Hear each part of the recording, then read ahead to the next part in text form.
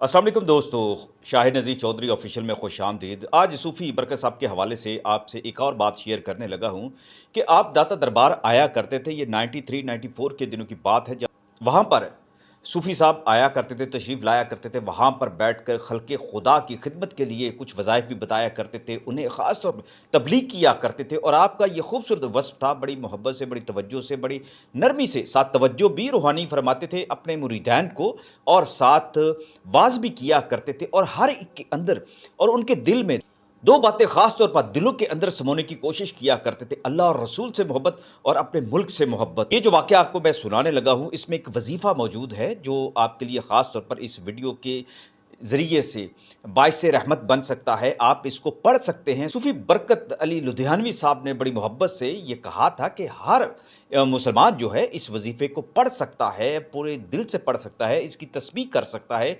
लिहाज़ा जो बहुत सारे लोग कमेंट्स में फिर पूछते हैं कि क्या पढ़ने की इजाज़त है? भाई, अल्लाह का नाम है, आपको इसमें पढ़ने की ज़रूरत नहीं है। आपको इजाज़त लेने की ज़रूरत नहीं है, आप कसरत के साथ पढ़ें तस्बीह के तौर पर।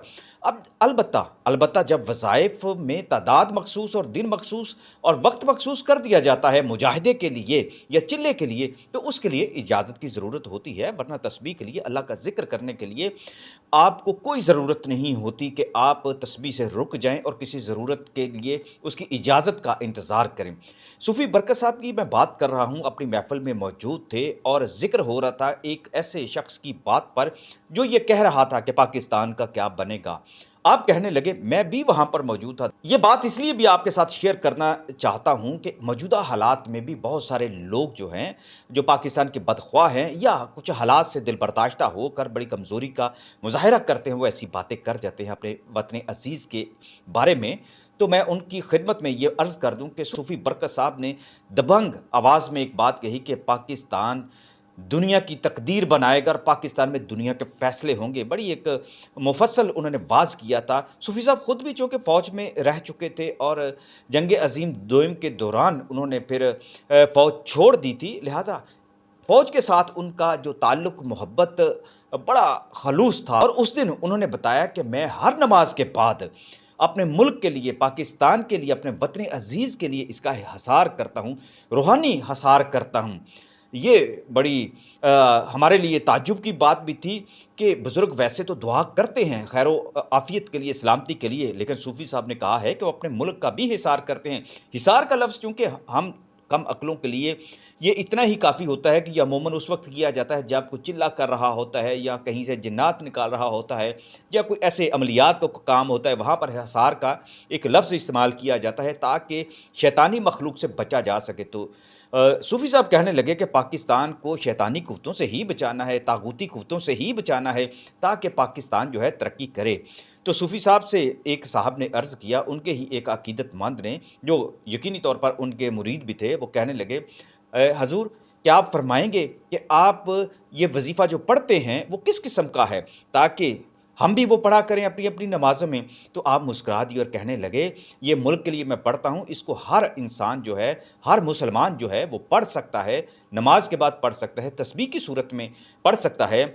और ये इस्माए आज़म का समझ लें एक मुरक्का है। आपने फ़रमाया कि सबसे पहले पाक साफ़ होकर, बावुज़ू होकर नमाज के बाद अगर पढ़ो तो ज़्यादा बेहतर है, लेकिन इसके अलावा भी अगर तुम बावुज़ू रहो तो पढ़ सकते हो। अपनी-अपनी मसीयत के मुताबिक, अपने-अपने मसाइल के मुताबिक, अपनी हिफ़ाज़त के लिए, वो हिफ़ाज़त चाहे कारोबार की हो, अपनी जान-ओ-माल की हो, अपने बच्चों की हो, आपके मुफ़ादात की हो, नीयत आपकी ठीक होनी चाहिए। आप कहने लगे कि आप कसरत के साथ किसी तादाद के बगैर इसको पढ़ा करो, खुला पढ़ा करो, लेकिन कम से कम 3 दफ़ा लाज़मी पढ़ा करो। दुरूद पाक पहले पढ़ लिया करो, जितना भी तुम्हें तौफ़ीक हुआ करे, कोई पाबंदी नहीं है। आप कहने लगे कि वज़ीफ़ा कुछ ऐसे है, तस्बीह कुछ ऐसे है, बिस्मिल्लाहिर्रहमानिर्रहीम, अल्लाहु ला इलाहा इल्ला हुवल हय्युल क़य्यूम, यानी कि आयतुल कुर्सी की जो पहली जो आयात हैं, ये उसमें उन्होंने बताया कि बिस्मिल्लाहिर्रहमानिर्रहीम, अल्लाहु ला इलाहा इल्ला हुवल हय्युल क़य्यूम या वाहिदु या रज़्ज़ाक़ु।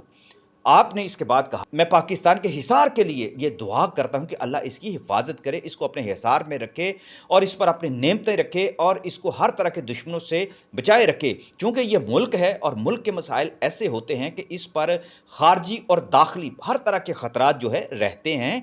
लिहाजा ये कशमकश तो रहेगी, लेकिन पाकिस्तान इस कशमकश का मुकाबला करेगा, इसमें से निकलेगा और दुनिया के फ़ैसले करेगा।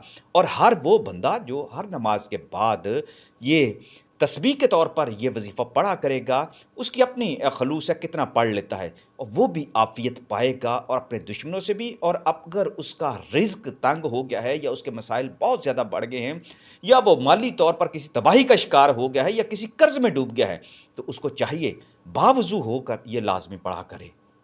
तो दोस्तों, ये वजीफ़ा ख़ुद किसी नेमत से कम नहीं है, ये ख़ुद एक ऐसा वाक़या था। मेरा अपना फ़र्ज़ समझता हूँ कि चूँकि जर्नलिस्ट होने के नाते बहुत सारे शोबों में मैंने काम किया है, तो उनके वाक़यात अगर आपको मैं सुनाता हूँ तो रूहानी तौर पर या सूफ़ीज़्म से मुतल्लिक़ा या इस्लाम से मुतल्लिक़ा जितनी भी शख्सियत से मैं मिला हूँ, उन्होंने मुझे जो अच्छी बातें बताई हैं और ख़ास तौर पर जो वज़ाइफ़ भी जो बताए हैं और जिनके अंदर रूहानी रमूज़ भी शामिल हैं, वज़ाइफ़ भी शामिल हैं, मुजाहिदे भी शामिल हैं, तो मैं आपके साथ अपने चैनल पर शेयर करता रहूँगा।